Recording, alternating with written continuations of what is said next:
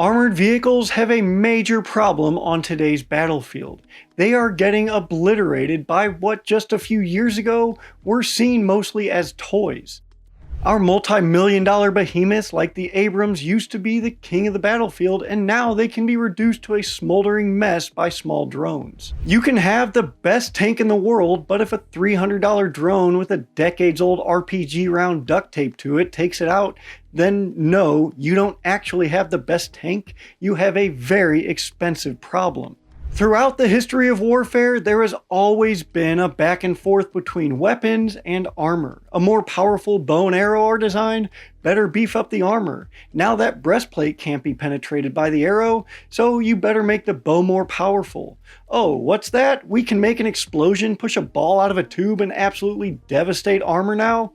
You get the idea. This never-ending cycle brings us to today, where now armor alone, even the fancy depleted uranium type on US Abrams tanks, isn't quite enough to protect crews from the threats they're facing. This has a lot of people, including a lot in our comments, calling tanks and armored vehicles obsolete, but I'd argue on the other side that we are just in that spot of the cycle where the offensive weapons have leapfrogged the defenses. So now the Army is requesting $108 million to catch up and flip the script by shifting from armor will save you to a layered strategy where they want to detect, disrupt, defeat, or disappear. In this video, we're going to break down what that $108 million is going toward, why the Army's whole idea of survivability is shifting, and whether any of it will actually work when drones are swarming and missiles are coming in hot.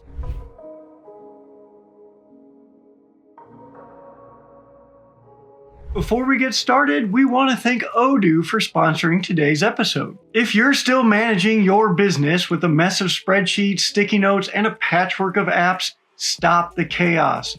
Odoo brings it all under one roof with a unified business management system that covers everything from sales to shipping to the shop floor. Odoo gives you full control over inventory and manufacturing from a single dashboard. You can track receipts, deliveries, point of sales orders, and work orders in real time. You'll see exactly what's moving, what's delayed, and what needs attention. You can automate vendor reminders, schedule shipments, scan components with a mobile barcode app, and update worksheets or bills of material on the fly. Whether you're running one warehouse or 10, Odoo keeps your operation fast, accurate, and fully connected. The best part though, everything talks to everything. Sales, e-commerce, CRM, inventory, manufacturing. It's one connected system, not a Frankenstein of bolt-on. So if you're done taping your business together with whatever software you can find, head over to odoo.com. Your first app is free. No trial, no credit card, no nonsense. You've got a business to run, let Odoo make it easier. In June, the Army submitted a fiscal year 2026 request for $108 million to create a modular vehicle protection suite. The goal? Make its armored vehicles survivable in a world where drones, sensors, and top attack missiles are everywhere. The request appears in the procurement of weapons and tracked combat vehicles budget and was first detailed in the War Zone and the Defense Post. Here's what that funding aims to support. First up, the Modular Active Protection System, or MAPS. MAPS is essentially a universal operating system for vehicle defense. It allows different types of sensors, launchers, and countermeasures to be, more or less, plug and play. One of the major things that's going to be plugged into that MAPS are the hard kill interceptors. These are things like projectiles, explosives, or other physical means to destroy whatever it is that wants to destroy you. They're usually short range and they're designed to knock incoming threats out of the sky, whether that's a rocket, drone, or anti-tank guided missile, or ATGM. The US has already tested Trophy and Iron Fist, but this new funding supports scaled down versions for lighter vehicles and modular kits that can be tailored to different missions. For those threats coming from above, the Army also wants top attack defeat mechanisms, and this is a newer technology, so it's still in R&D, which is why it's getting 92 of the $108 million. The Army plans to install roof-mounted kits on more than 1,500 tracked vehicles to protect against high-angle attacks. According to the Warzone, this could include upward-facing interceptors or radar systems designed to track diving munitions. Of course, lasers are part of the plan, specifically 50 kilowatt directed energy systems for shooting down small drones or other light threats. And before any of that even becomes a problem, the Army wants to reduce the signature that these vehicles put out. So to do that, they want to invest in radar absorbent materials, acoustic baffles, and other stealth light upgrades designed to confuse AI-guided drones and surveillance optics. The guidance from the Army is open-ended, meaning it's structured as a modular acquisition vehicle. This lets companies like Raytheon, Anduril, BAE, Rafael, I like saying Raphael because of the Teenage Mutant Ninja Turtles, Elbit Systems, or anybody's solutions that can be fielded on multiple platforms without needing separate awards for each one. At the heart of most of this tech is the maps. It lets the Army quickly adapt to evolving threats like new drone tactics or sensor technologies without having to rebuild the vehicle. Real-world examples exist, such as the Iron Fist light decoupled system heading for Bradley's, which was finally approved last year and is maps compatible. Maps itself is not a weapon though, it's kind of the Army's attempt to future-proof vehicle survivability. Think of it like Android OS with green bubbles and all of vehicle defense. It works in hardware old and new, and instead of hardwiring one specific countermeasure to one vehicle, Maps lets you plug and play whatever sensor, jammer, or interceptor makes sense for the threat that you are facing that week. Radar from one vendor, hard kill system from another, a jammer upgrade next year. If it's Maps compliant, it'll work. That kind of modularity means the Army can respond faster to new drone tactics and tech without redesigning the entire fleet every time the battlefield changes. That's kind of why we're in this mess in the first place, because we designed hardware for very specific purposes because the battlefield was just a lot different. And now we're having to catch up. So hopefully this modular approach saves money, but don't you worry, they will find other places to spend that money. Like we mentioned, a major part of Maps is those hard kill interceptors. These are systems that physically destroy incoming threats mid-flight, usually within just a few meters of the vehicle. It's so close that in footage of them in action, it often looks like the vehicle was hit. When someone says active protection system, this is usually what they mean. The APS first uses radar or infrared sensors to track an incoming round, which could be an RPG, anti-tank missile, or even a drone. Once it's locked, the system calculates the intercept point and launches a small projectile, usually an explosive charge or fragmentation block, to blow it up before it reaches the vehicle. It's kind of like a point-blank shotgun blast to knock a grenade out of the air or whatever it is, and it all happens in less than a second. Two of the most prominent systems you'll hear about are Trophy and Iron Fist. Trophy is made by Israel's Raphael, and has been combat proven on Merkava tanks in Gaza, and it's also been tested in the Abrams. It uses radar to detect threats and launches a 20mm countermeasure to destroy them. During operations in Gaza, it's credited with stopping dozens of RPGs and ATGMs, often in dense urban terrain where threats loom around every corner. Iron Fist and Iron Fist Light Decoupled is built by Elbit Systems, and the Light Decoupled is a lighter weight alternative designed for vehicles like the Bradley fighting vehicle. It uses both radar and infrared sensors, and instead of a shotgun-like blast, it fires an explosively formed projectile at the incoming threat, or it can even use an electro-optical jammer against ATGM rounds that basically blinds them and forces them to crash before impact. This is the system that the Army selected for integration on the Bradleys, and yes, like we said before, it is Maps compatible. Other systems that exist out there include Germany's ADS and Russia's Afghanet, which protects the T-14 Armada allegedly because, let's be honest, that tank is a ghost at this point. So the Afghanet's real-world performance is still mostly theoretical.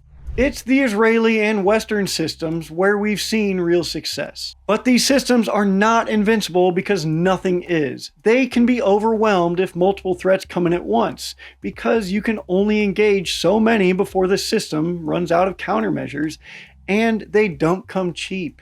Each APS system can cost hundreds of thousands of dollars, not including the maintenance or the reloads. Now that does seem like a lot of money, but when you compare it to the cost of the vehicle or a dead crew, it's a bargain. Where reactive armor used to be the last line of defense, APS gives crews a shot at actively dodging death or slapping it out of the air. And as threats like FPV drones and top attack munitions become more common, systems like Iron Fist aren't just nice to have, they're quickly becoming mandatory. Top attack protection is the Army's next big priority, at least if you look at this budget. It's no longer good enough to just stop what's coming from the front or the side or even below, because now the most dangerous threats are diving at you from above.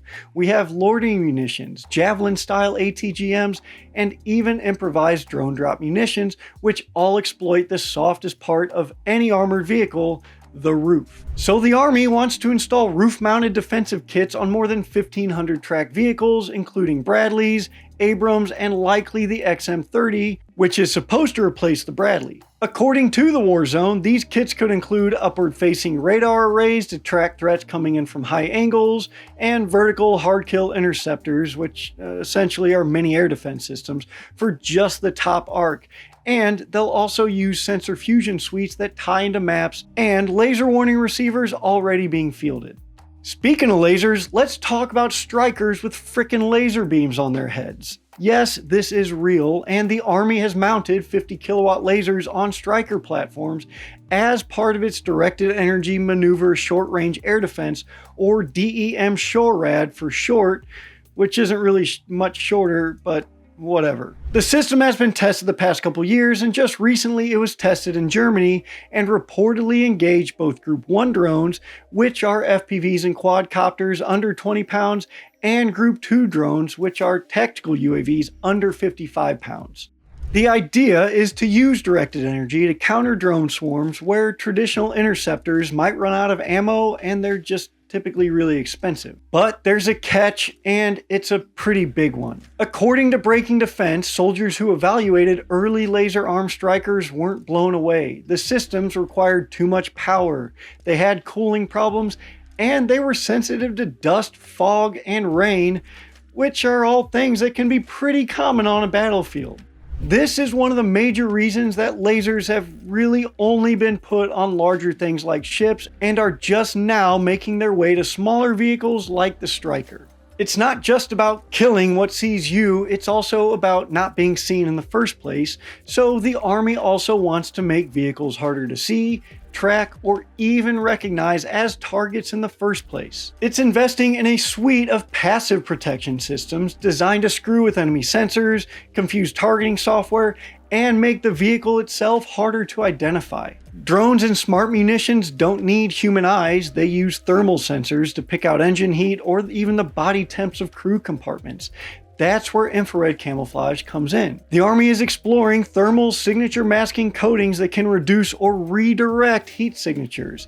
It's the same principle as stealth fighter exhaust shaping, just applied to tanks and other armored vehicles. Things like paint that blends in with the environment's background radiation can make a tracked vehicle look like a warm rock instead of a rolling death machine. In this budget request, around $15 million is dedicated to this kind of signature management, including fielding a thermal camouflage paint across hundreds of Bradleys and other legacy platforms. Against radar-guided weapons or drone sensors, the Army is turning to multi-spectral camouflage, and the industry leader is Saab's Barracuda mobile camouflage system. This is a textile-based armor skin that breaks up the vehicle's outline, absorbs or scatters radar, and even helps with thermal and visual concealment. It's already in use by over 40 militaries, and it can be mounted as a wraparound on almost any existing platform. Small drones and AI target recognition software are getting pretty good at picking up engine noise, especially in urban terrain or mountain environments. So, because of this, the Army is exploring acoustic baffling, which includes redesigning exhaust and internal insulation to deaden the signature of tracked and wheeled vehicles. So long as they don't mess with the exhaust systems to the point where troops can't get those exhaust samples easily, this is kind of a no-brainer. Now, these passive methods of defeating threats is not perfect, but in a fight where every second of reaction time counts, sounding like nothing and looking like nothing buys you a little more survival. Of course, none of this comes cheap, easy, or fast. These systems are expensive, they are heavy, they are power hungry, and they're brutally complex to maintain in field conditions, which are pretty difficult conditions to keep anything running in. Lasers need giant power packs and cooling units. APS modules require constant recalibration and explosive reloads. Signature paint wears off, AI algorithms need retraining, and every new component adds a new point of failure. And of course, most of this is vulnerable to cyber and electronic warfare threats. A cheap off-the-shelf jammer can blind sensors, GPS spoofing can reroute targeting data, and if your APS is software defined, it can probably be spoofed, bricked, or hacked. But this is what the Army has in mind for next generation vehicle defense, because now it's not just about thicker armor, it's about layering your web of sensors, interceptors, camouflage, lasers, and AI to all work together to give crews a fighting chance. If the Army can, and that's a big if, because anytime we talk about any branch doing anything efficiently, we got to be careful. But anyways, if the Army can deploy these systems fast, and if they actually work under fire, they could be a game changer. And if not, well, I guess you better hope that that armor is strong where they hit. Want us to do a full breakdown on Iron Fist or Trophy, or how this is all being integrated into specific platforms?